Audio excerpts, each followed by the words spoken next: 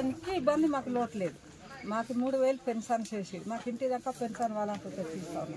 మేము బయట వెళ్ళడానికి లేదు. మాకు 5కి నేను ఒక్కదాని ఉంటుంది. నాకు 5 కేజీలు బియ్యం నాకు ఇంటికే బండి మీద తెచ్చిస్తా ఉన్నారు. నేను బిడ్డిపోకి వెళ్ళడానికి అవసరం లేదు. నాకు ప్రతి దానికి నా మనమ కూడా అదిగా వచ్చి నడవాడికి 10,000 నెలకు పెన్షన్ ఇస్తున్నాడు. మాకు అన్నీ అభివృద్ధి. నాకు కూడా 3 సంవత్సరాలు గెలిచిన నుండి 18,000 3 సంవత్సరాలు. ఈ సంవత్సరం ఇంకా నాకు వేస్తున్నాడు. మరి ఇస్తాడో లేదో మాకు తెలియదు. 3 సంవత్సరాలు నా 18,000 నాకు కూడా ఆ డబ్బులు ఏమో వద్దరమని బతుకుతాను లేదు కాదని నేను వాడు చేసిన మంచి మేము మర్యాం. ఆ చంద్రబాబు నాయుడు పవన్ కళ్యాణ్ మధ్యపడి ప్రజలకు ఇబ్బంది పెడితే బాగుంది. మేము ఒప్పుకోము కూడా. మాకు జగన్ అనే కావాలి. వాడే గెలియాలి. వాడే మాకు రావాలి. మాకు ఈ వాడే గెలిచి మాకు అన్ని పరిపాలన వాడే మాకు ఉండాలని. నా పేరు గుల్లెల నారాయణరావు. జగన్మోహన్ రెడ్డి వచ్చిన ఓ పెన్షన్ ఎక్కాను, ఒక రేషన్ ఎక్కాను. ఇంటి దాకా రేషన్ చర్చిస్తూ ఉన్నారు. ఇంటి దాకా వాలంటీర్లు పెన్షన్ చర్చిస్తూ ఉన్నారు. ప్రతి ఒక్క సమస్య కానీ ఒక రేషన్ కార్డు లేకపోయినా, ఒక కార్డు క్రేడింగ్ లేకపోయినా సచివాలయానికి వస్తేనే వెంటనే ఏడింగ్ చేస్తూ ఉన్నారు వాలంటీర్లు. ఈ జగన్మోహన్ రెడ్డి మరి పవన్ కళ్యాణ్ చంద్రబాబు నాయుడు మరి వేరిచ్చే ఆర్గ్యుమెంట్ల వల్ల, వేరిచ్చే కంప్లైంట్ వల్ల మాకు ఈరోజు పెన్షన్ ఆఫ్ చేశారు. పవన్ కళ్యాణ్ గాను చంద్రబాబు నాయుడు గాను ప్రజలు ఓటు వేయారు. ఇది మంత్రాన్ని గుర్తుంచుకోండి. వారు ఎన్ని కుళ్ళు కుశాంతరం పెట్టినా కానీ ఆవదు. వాడి అడుగులు నువ్వు అంచదొక్కడమే. జై భీమ్, జై జగన్, జై జగన్, జై జగన్, జై జగన్. పోయినా నేను చెప్పించుకోవాలి. మా ఊరి మిఠాపుట్టు అంటే అప్పుడు ఇంతగా బోయారజీలు ఉండలేము. ఇప్పుడు మిఠాపుట్టు కానీ పేరు పెట్టారు. ఇంతవరకు మాకు పెన్షన్ ఇచ్చేవాడు వాలంటీర్లు ఇస్తున్నారు. ఈ రోజుకు మరి 2వ తారీఖు అయింది కదా, 1వ తారీఖు అయింది. ఇప్పటికి ఇచ్చేవాల్సింది. మరి దీనికోసం కాలేదో మాకు తెలియదు. ఇది ఆగింది. మాకు ఆగకుండా వెంటనే మాకు ఈ పెన్షన్ అందించడానికి కొంచెం సిద్ధం చేయండి. మేము రాలేము. కొంతమంది ముసలాళ్ళు, కొంతమంది పనులు కనబడని వాళ్ళు ఉన్నారు, కొంతమంది కాలు చేతులు రాని వాళ్ళు ఉన్నారు. అలాంటి వాళ్ళు మేమేమి రాగలం కానీ సచివాలయంగా రాలేము. కనుక మీరే ఇది ఇంటికి పంపించడానికి మా వాలంటీర్ మీద పంపిస్తారని మేము అడుగుతున్నాం.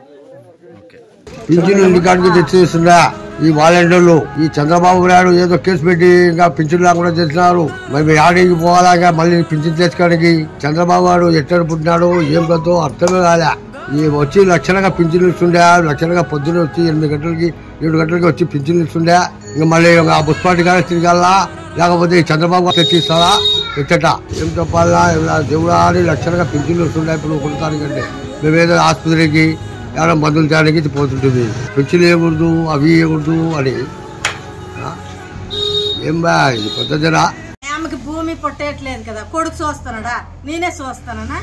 ఆ పింఛని వస్తుంది, నెలకు పింఛని వస్తుందని ఆ పొగా కోడికి, మాట్రాలోడికి, కూరగాయలోడికి అన్నింటికి నేను అవి చూస్తూ ఆడిచ్చిన 3,000 రూపాయలు చాలపోతే ఇంకా 500 600 అప్పు చేస్తాను. ఇప్పుడు పింఛని దొరకలేదు, రాసిన ఇంటికాడికి తెచ్చిస్తున్నాడా, అది బంద్ చేశారు. ఇప్పుడు పింఛని రాలేదు.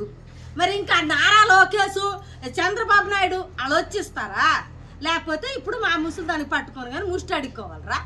అన్న కొడుకులు యానా కొడుకు ఈ రకం చేస్తున్నాడు. దానికి ఏడు సచివాలయం చెప్పాడు చంద్రబాబు. సచివాలయంకి వెళ్ళడానికి ఇప్పుడు సచిన్ దానికి ఎత్తుకొని వెళ్తాను నేనా వెళ్ళిపోతానా? అన్న కొడుకు యానా కొడుకు వీళ్ళందరూ ఉసురుతాయి. తాడు ఓట్లు గెలుస్తాడా?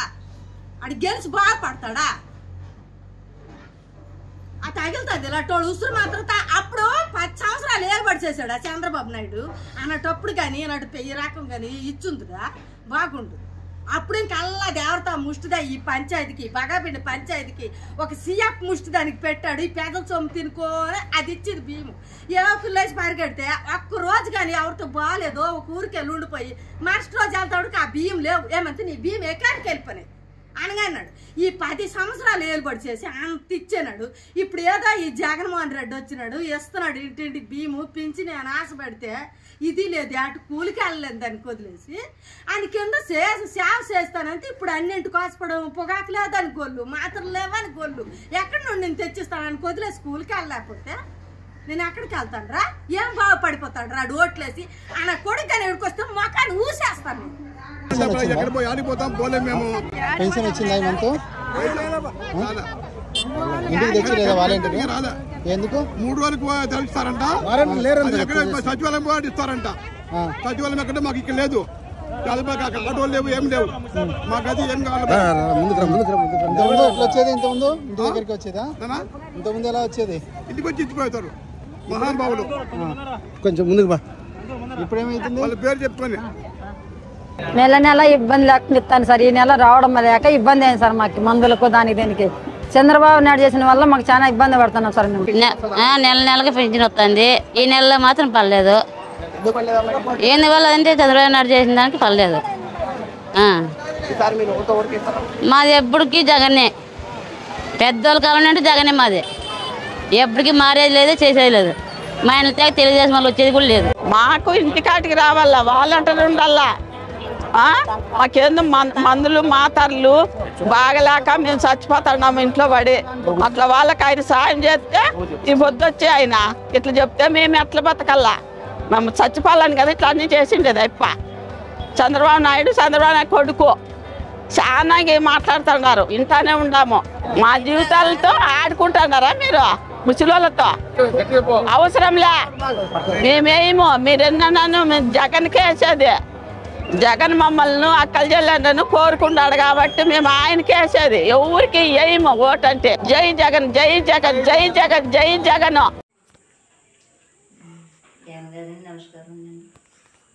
నమస్కారం అండి జగన్ గారు. మరి ఇలా ఉండండి మా పరిస్థితి. మా మొక్కలో లేదండి, మా 4 సంవత్సరాల మంత్రి మీద ఉన్నాడండి. ఇంటి కట్టుకొని చెప్తున్నాడండి వాలంటరీ.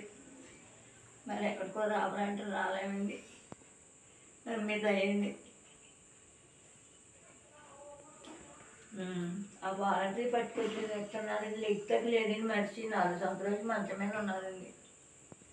మరి ఎక్కడికో అంటే మరి మా వల్ల అవుదండి. మీద అయ్యింది.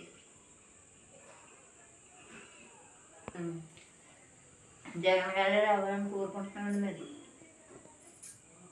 పిల్లాడికి కాళ్ళు లేవు. మా ఆయన 90 ఏళ్ళ ఆయన గుమ్మంలోకి వచ్చి పెన్షన్ ఇస్తున్నారు. ఇప్పుడు మళ్ళీ మేము నానాగ చాట్లు పడి అక్కడికి వెళ్ళి వెళ్ళలేము. చాలా కష్టపడాలి. మరి ఉన్న రాజకీయాల విషయాలు అవి అంటే నాకు తెలియదు నాయన. నేను పెద్దదాన్ని, నాకు 80 ఏళ్ళు వచ్చేసాయి. ఆ మాట ఈ మాట చెప్పి దాన్ని కొట్టించేసినాడు. ఇప్పుడు పింఛన ఇళ్ళకి ఎత్తుకొచ్చేసింది.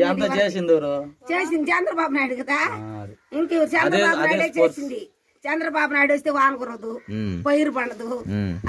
బోబాకులో మనం పోయి పెళ్ళకూరులో చెప్తూ కొట్టించుకోవాలి సందాల దాకా. నా కొడుకు వచ్చినాడు అనుకో జగన్, బంగారాలా మన ఇంటికి వస్తాయి, అన్ని వస్తాయి. మంచి చేసినాడు కానీ చెడ్డ చేయలే. వాళ్ళ నాయన తరంలో నుండి కూడా బాగా మంచి మనకేం కావాలో మన ఇళ్ళకి వచ్చినాయి. 18,000 పడ్డాయి. పింఛన్ ఇచ్చినాడు. ఏదో మనకు ఇంకేమైనా కావాలి నాయన అంటే ఆమెకు కూడా ఏమన్నా సహాయం చేస్తానేమో అన్నాడు. అన్నీ చేసినాడు. ఈ చంద్రబాబు నాయుడు దున్నపోతున్నట్టున్నాడు. దున్నపోతాడు లాస్ట్ లెక్క వచ్చేకాడికే ముసలి వాళ్ళు ఎట్లా నడిచిపోవాలా? ఏ బస్సుకు పోవాలి? వాళ్ళు ఏడ నుంచి రావాలా? ఈ పింఛన్ ఎట్ట తీసుకోవాలా? వాళ్ళు ముసలి వాళ్ళకి ఏమైనా కళ్ళు కనపడతాయా? వాళ్ళు ఏడపోతారు, మనమైతే పోతాం. వాళ్ళు బాగా వెళ్తారు. కళ్ళు లేని వాళ్ళు, కళ్ళు లేని వాళ్ళ అయ్యే పుణ్యమో బంగారు నాయన. ఆ నాయన గురించే ఇప్పుడు పింఛన్ కూడా లేకుండా పోయింది మనకు. వాలంటీర్ తెచ్చిస్తున్నాడు. వాలంటీర్ తెచ్చిస్తున్నాడు, పిలుస్తున్నాడు. ఎన్ని గంటలకి? 4కే 4కి 3కి కూడా లేకుంటది. లేండమ్మా పింఛన్ ఇస్తామని. అయ్య మా మహానుభావుడు పుణ్యం చంద్రబాబు నాయుడు. అట్టోడు చంద్రబాబు నాయుడు అట్టోడు రానే బళ్ళే వాడికేనే వేయము. ఆ జగన్ గెలుస్తాడు ఈసారి. జగనే జగనే జగనే జగనే జగనే. వాలంటీర్లు బాగా ఇస్తాండి నాయన. ఇంటికాడికి వచ్చే ఇప్పుడు ఉన్న అసలేమో చేత కాదు, మరి ఏం చేసేది?